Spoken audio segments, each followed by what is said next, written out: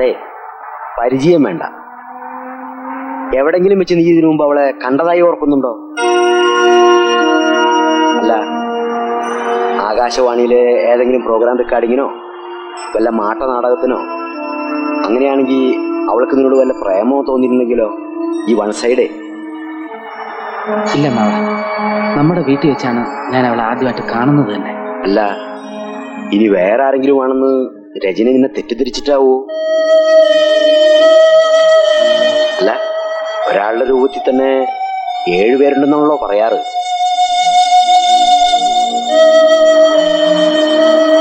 നീ എന്താ ആലോചിക്കുന്നേ?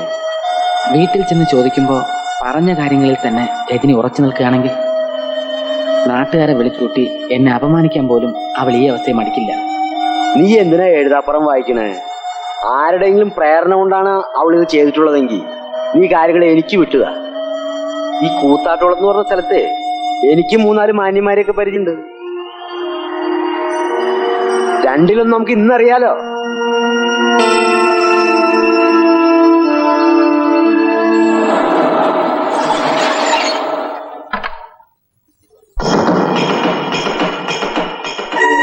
ഇവിടെ ആള് കൂടി ഉണ്ടല്ലോ. നീ ഇവിടെ ഇരിക്കി, ഞാൻ പോയി നോക്കിട്ട് വരാം.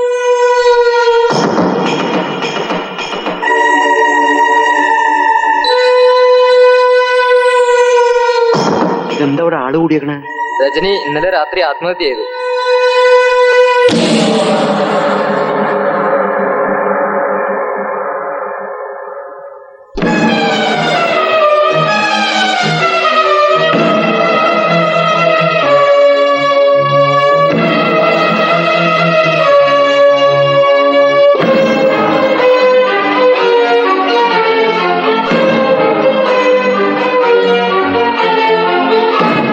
എന്താ മാവ? വണ്ടി വിടറ.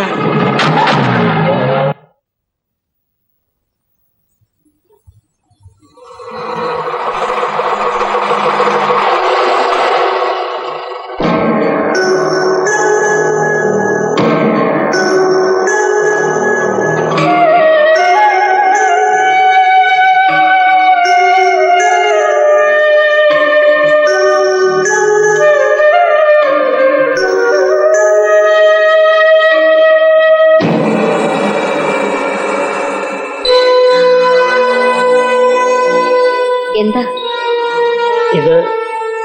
നിങ്ങളുടെ മകന്റെ കുഞ്ഞാണ്. ഇവളെ നിങ്ങളെ ഏൽപ്പിക്കാനാ ഞാൻ വന്നത്. എന്റെ മകൻ ഇങ്ങനെ ഒരു കുഞ്ഞുള്ളതായി എനിക്കറിയില്ല. അത് നിങ്ങളുടെ മകനറിയാം. അമ്മ മരിച്ചെങ്കിലും അച്ഛൻ ജീവിച്ചിരിക്കുമ്പോ ഇവള് അനാഥയെ വളരാൻ പാടില്ല.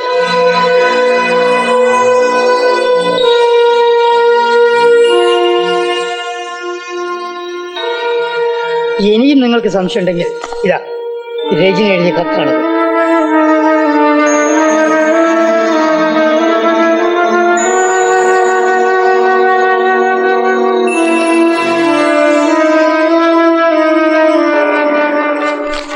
മോളെ, ഇത് മോളുടെ മുത്തശ്ശിയാണ് കേട്ടാ.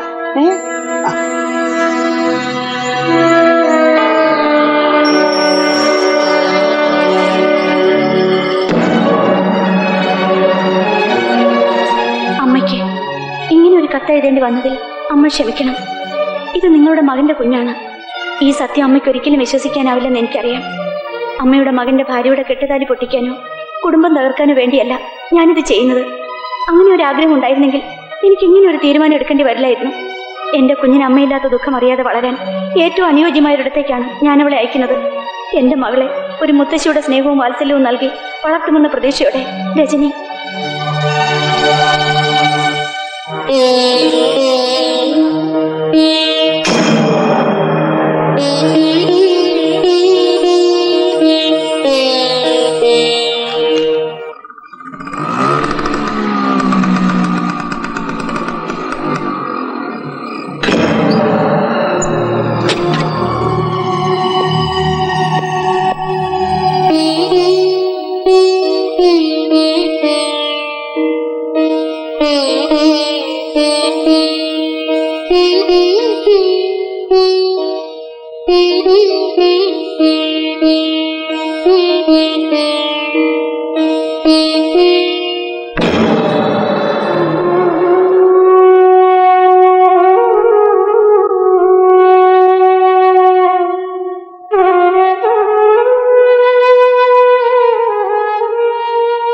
ആരാ ഈ കുഞ്ഞിനെ ഇവിടെ കൊണ്ടുവന്നത്?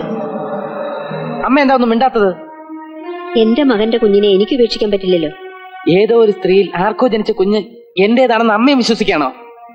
നിനക്ക് ഇങ്ങനൊരു തെറ്റ് പറ്റിയത് നിന്റെ കല്യാണത്തിന് മുമ്പ് എന്നോട് പറഞ്ഞിരുന്നെങ്കിൽ മറ്റൊരു പെൺകുട്ടിയുടെ കണ്ണുനീര് ഈ വീട്ടിൽ വീഴില്ലായിരുന്നു. അമ്മ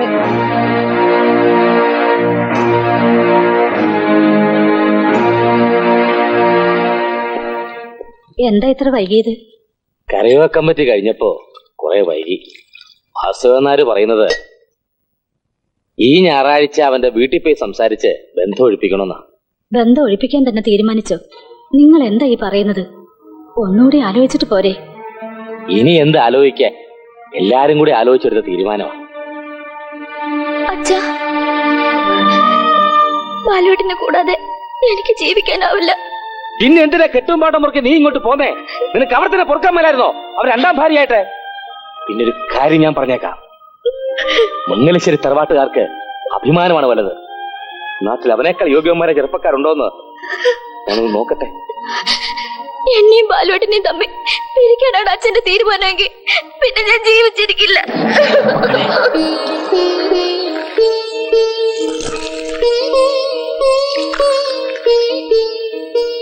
അമ്മ എന്തിനുള്ള പുറപ്പാടാണെന്ന് എനിക്ക് മനസ്സിലാകാത്തത്.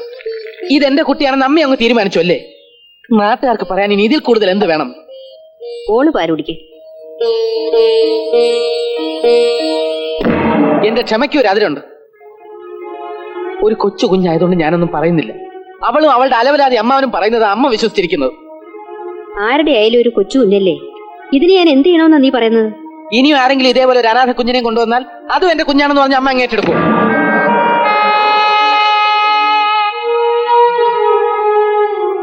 എനിക്ക് ഈ കുഞ്ഞിനെ ഇവിടെ വളർത്തണമെന്നില്ല. ഇതാ, ഇതിനെ വല്ല അനാഥാലയത്തിലോ മറ്റെവിടെയെങ്കിലും കൊണ്ട് ഏൽപ്പിച്ചോളൂ.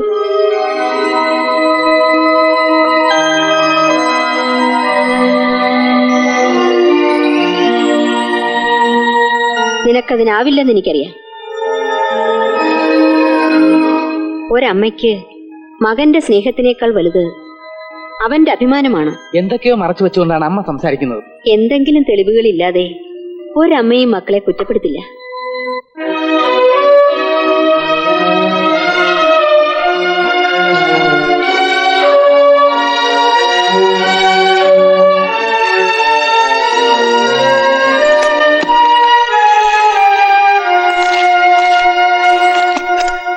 ഇത് വായിച്ചു നോക്ക്.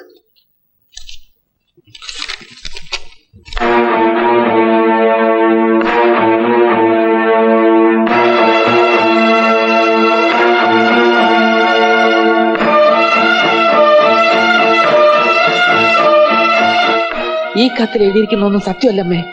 ഇതിന്റെ പിന്നിൽ എന്തൊക്കെയോ ചതികളുണ്ട്. അതെന്താണെന്നറിയാൻ രജനി ഇന്ന് ജീവിച്ചിരിപ്പില്ല.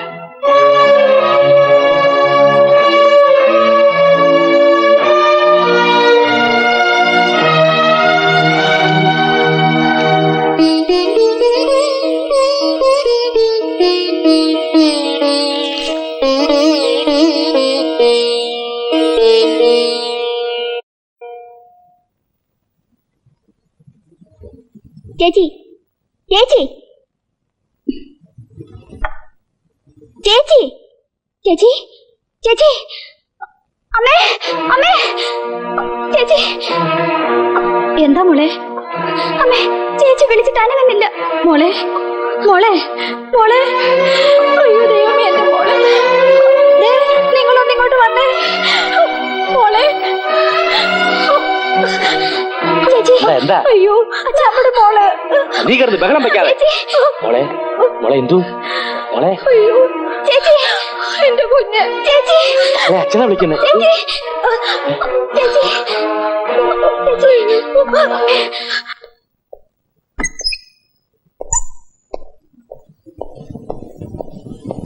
ഇന്നും അപ്പനെ വന്നിട്ടുണ്ടോ?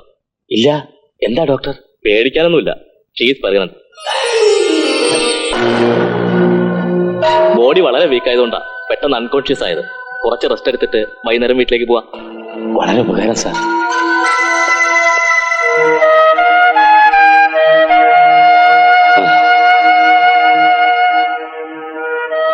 ഡോക്ടർ എന്ത് പറഞ്ഞു? കുഴപ്പമൊന്നുമില്ല. ബാലുവിനെ വിവരം അറിയിക്കണ്ടേ? വേണ്ട. എനിക്ക് കാറ് മതി.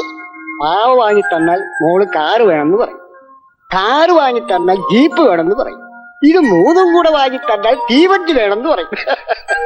ആ ആരിത്? രണ്ടുപേരുണ്ടല്ലോ, എന്തെന്നൊരു മാറ്റം. മാറിപ്പോയി ഏട്ടാ. ബാലുവിടെ ബാലോത്തുണ്ട്.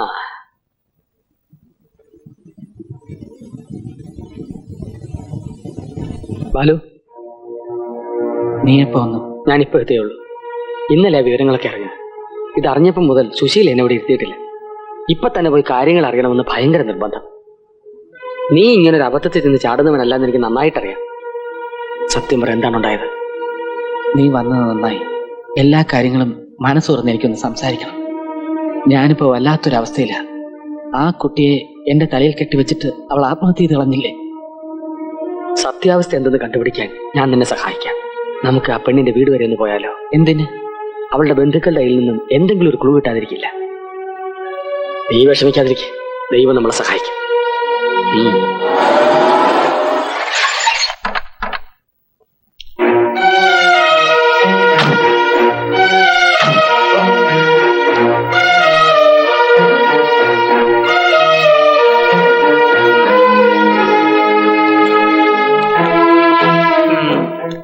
എന്തിനാ എല്ലാവരും കൂടി ഇങ്ങോട്ട് വന്നത്? ആ കുഞ്ഞിനും കൂടി കൊന്നൊന്നില്ലേ? എന്റെ വയറ്റ് പഴപ്പാ നീ മുട്ടിച്ചത്. അവളെ കൊലയ്ക്ക് കൊടുത്തു കഴിഞ്ഞപ്പോ തൃപ്തിയായില്ലേ നിനക്ക്? എന്റെ രജനി മോളെ ചതിച്ച നിനക്ക് ഒരിക്കലും ഗതി കിട്ടില്ല. അവളുടെ ശാപം നീ അനുഭവിക്കണം. അതെ, ഒച്ച വയ്ക്കണ്ട. ഞങ്ങൾ ചില കാര്യങ്ങൾ അറിയാൻ വേണ്ടി വന്നതാ. എനിക്കൊരു കാര്യം കേൾക്കണ്ട. പോകുന്നുണ്ടോ നിങ്ങൾ എന്റെ മുമ്പിന്ന്?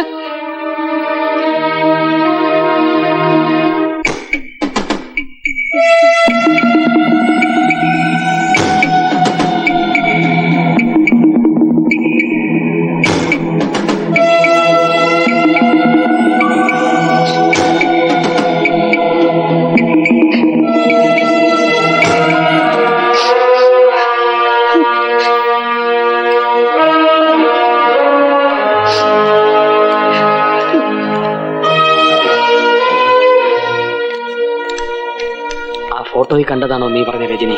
അതെ. എന്താ? കാറിക്കർ പറയാം.